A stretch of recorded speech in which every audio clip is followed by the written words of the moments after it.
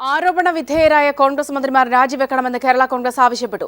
മന്ത്രിമാരായ K Babu, Ramesh Chennithala, VS. Shivakumar എന്നിവർ രാജിവെക്കണമെന്ന് PC. Joseph പറഞ്ഞു. മാണിയുടെ രാജിക്കായി മുറവിളിച്ച കോൺഗ്രസുകാർ എവിടെ പോയെന്നും ബാബുവിനെ രക്ഷിക്കാൻ ചെന്നിത്തല അധികാര ദുർവിനിയോഗം നടത്തിയെന്നും പി.സി. ജോസഫ് പറഞ്ഞു. ഈ ബാബുവിന് പണം കൊടുത്തു എന്ന് പറയുന്ന ബാർ വ്യവസായികൾ ആ സമയത്ത് തന്നെ ആഭ്യന്തരമന്ത്രിക്കും ആരോഗ്യമന്ത്രിക്കും പണം കൊടുത്തു എന്ന് ആരോപിക്കുകയുണ്ടായി. അപ്പം ബാർ അസോസിയേഷൻകാരാൽ ആരോപിക്കപ്പെട്ടിട്ടുള്ള ആഭ്യന്തരമന്ത്രിയാണ് അദ്ദേഹത്തിൻ്റെ കീഴിലുള്ള ഒരു ഉദ്യോഗസ്ഥനെ കൊണ്ട് ഈ തരത്തിലുള്ള ഒരു തീരുമാനമെടുപ്പിച്ചത്. അതുകൊണ്ട് ഒരു കേരള കോൺഗ്രസ് പാർട്ടിയുടെ ജനറൽ സെക്രട്ടറിമാരിൽ ഒരാളെന്നുള്ള നിലയിൽ എൻ്റെ വളരെ സുചിന്തിതമായിട്ടുള്ള അഭിപ്രായം കെ ബാബുവിന് അനുകൂലമായി അധികാര ദുർവിനിയോഗം ചെയ്ത് തീരുമാനമെടുപ്പിച്ച ആഭ്യന്തരമന്ത്രിയും ഷാപ്പുകാരാൽ ആരോപണ വിധേയനായിട്ടുള്ള ആരോഗ്യമന്ത്രിയും അവർ 3 പേരും അടിയന്തരമായിട്ട് രാജിവെക്കണമെന്നാണ്. സമീർ വഴങ്ങോട് ചേർന്നുണ്ട് ഈ വാർത്തയുടെ വിവരങ്ങളുമായി. സമീർ, നേരത്തെ തന്നെ കേരള കോൺഗ്രസിനുള്ളിൽ തന്നെ ഈ ഒരു വിഷയത്തിൽ ഇങ്ങനെ ഒരു അഭിപ്രായം ഉണ്ടായിരുന്നു എങ്കിലും കേരള കോൺഗ്രസിന്റെ ഒരു സീനിയർ നേതാവ് പ്രത്യക്ഷമായ ഇങ്ങനെ ഒരു അഭിപ്രായ പ്രകടനവുമായി രംഗത്ത് വരുന്നത് പ്രസക്തമാണ്, ആദ്യവുമാണ്. എന്തൊക്കെ കാര്യങ്ങളാണ് പി.സി. ജോസഫ് പറഞ്ഞത്? സമീർ, കേരള കോൺഗ്രസിനകത്ത് കെ മാണിയെ പുറത്താക്കിയതുമായി ബന്ധപ്പെട്ട് വലിയ അസ്വാരസ്യങ്ങൾ നിലനിന്നിരുന്നു. എന്നാൽ ആരും തന്നെ ഒരർത്ഥത്തിലും ഇതുമായി കേരള കോൺഗ്രസിനകത്ത് നിന്ന് ഒരാളും തന്നെ ഇതുവരെ ഒരു പരസ്യ പ്രതികരണത്തിന് വന്നിരുന്നില്ല. എന്നാൽ ഇതുവരെ നടന്നിട്ടുള്ള ഈ ഇരട്ട നീതിയുമായി ബന്ധപ്പെട്ട് വലിയ രീതിയിലുള്ള അമർഷം അവർ അകത്തുണ്ട്. ാണ് ഇപ്പോൾ പി.സി. ജോസഫ് നമുക്ക് കഴിയുന്നത്. വേണ്ടി കോൺഗ്രസും അതോടൊപ്പം തന്നെ മറ്റ് ഘടകകക്ഷികളെല്ലാം അതിനകത്തെ എല്ലാ ഘടകകക്ഷികളും വലിയ രീതിയിലുള്ള രാജിവെപ്പിച്ചു. എന്നാൽ സമാനമായ രീതിയിലുള്ള കുറ്റം ആരോപിക്കപ്പെടുന്ന മുഖ്യമന്ത്രിയുടെ വലതു കൈ എന്ന് വിശേഷിക്കപ്പെടുന്ന എ ഗ്രൂപ്പുകാരന് കൂടിയായിട്ടുള്ള എക്സൈസ് മന്ത്രി കെ ബാബുവിനെ സംരക്ഷിക്കുന്ന നിലപാടാണ് മുഖ്യമന്ത്രി സ്വീകരിക്കുന്നത്, ആഭ്യന്തരമന്ത്രിയും സ്വീകരിക്കുന്നത്. അത് ഒരിക്കലും അനുവദിച്ചുകൂടാ എന്നുള്ള നിലപാട് തന്നെയാണ് കേരള കോൺഗ്രസിനുള്ളത്. ഒരേ കുറ്റം ആരോപിക്കപ്പെടുന്നവർക്ക് 2 നീതി എങ്ങനെയാണ് ഉണ്ടാകുന്നത്? ആ ഒരു സമ്പ്രദായത്തെ ഒരിക്കലും പ്രോത്സാഹിപ്പിക്കില്ല. ഒരിക്കലും ആ ഒരു നടപടിയുമായിട്ട് മുന്നോട്ട് പോകുന്നതിനെ ശക്തമായി തന്നെ എതിർക്കും എന്നുള്ള ഒരു നിലപാട് തന്നെയാണ് പി.സി. ജോസഫും അതോടൊപ്പം തന്നെ വിവിധ കേരള കോൺഗ്രസിന്റെ നേതാക്കൾ വ്യക്തമാക്കുന്നത്. പ്രധാനമായും പി.സി. ജോസഫ് അടക്കമുള്ളവർ മുന്നോട്ട് വെക്കുന്നത് ആരോപണ വിധേയരായിട്ടുള്ള കെ ബാബുവും അതോടൊപ്പം തന്നെ കെ ബാബുവിനെയും അതോടൊപ്പം തന്നെ ആരോപണ വിധേയനായ വി.എസ്. ശിവകുമാറിനെയും സംരക്ഷിക്കുന്നതിന് വേണ്ടി നിലപാടെടുത്തിട്ടുള്ള ആഭ്യന്തരമന്ത്രി രമേശ് ചെന്നിത്തലയും ഈ 3 പേരും രാജിവെക്കണം എന്നുള്ള ഒരു ആവശ്യമാണ് പ്രധാനമായും അവർ മുന്നോട്ട് വെക്കുന്നത്.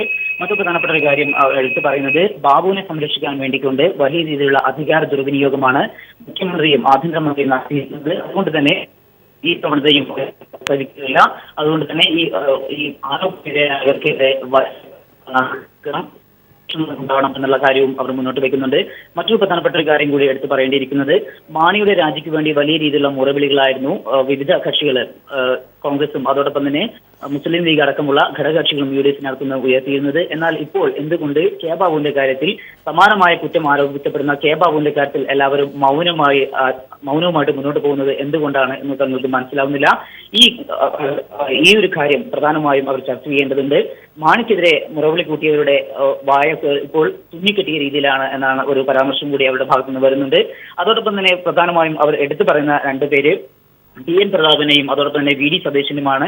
ഈ 2 പേരും വലിയ രീതിയിൽ തന്നെയായിരുന്നു കെ മാണി എന്ന വിഴുപ്പ് ഭാണ്ഡത്തെ ഇനി ചുമക്കാൻ കഴിയില്ല എന്നുള്ളതായിരുന്നു അവർ മാധ്യമങ്ങൾക്ക് മുന്നിൽ അവർ വ്യക്തമാക്കിയിരുന്നത്.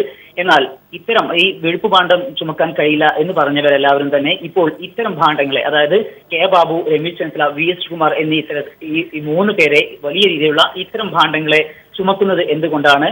ഇവർക്കെതിരായിട്ടുള്ള ടി.എൻ. പ്രതാപനോ വി.ഡി. സതീശനോ ഒന്നും തന്നെ ഒരു വാക്കും ഉരിയാടാത്തത് എന്തുകൊണ്ടാണ് എന്നുള്ള ചോദ്യം കൂടി അവർ മുന്നോട്ട് വെക്കുന്നു.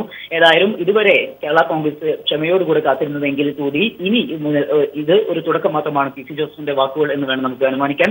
ഇനിയും വരും ദിനങ്ങളിലും ഇത്തരത്തിൽ കെ ബാബുവിനെ സംരക്ഷിക്കുന്ന നിലപാടുമായിട്ട് UDF മുന്നോട്ട് പോവുകയാണ് എങ്കിൽ അതിന് ശക്തമായിട്ടുള്ള ഒരു പ്രതിഷേധം കേരള കോൺഗ്രസിന്റെ ഭാഗത്തുനിന്ന് ഉണ്ടാകും എന്നുള്ളതിന്റെ സൂചന മാത്രമാണ് ഇപ്പോൾ പുറത്തു വന്നിരിക്കുന്നത്. ഏതായാലും വരും ദിനങ്ങളിലും ഇത്തരം ഒരു നടപടി തന്നെയാണ് UDFിന്റെ ഭാഗത്തുനിന്ന് ഉണ്ടാകുന്നത്, കോൺഗ്രസിന്റെ ഭാഗത്തുനിന്ന് ഉണ്ടാകുന്നത് എങ്കിൽ ശക്തമായ പ്രതിഷേധവുമായിട്ട് രംഗത്ത് വരും എന്ന് തന്നെയാണ് കേരള കോൺഗ്രസിന്റെ നേതാക്കളുടെ ഭാഗത്തുനിന്ന് നമുക്ക് മനസ്സിലാക്കാൻ കഴിയുന്നത്. സൗമ്യ.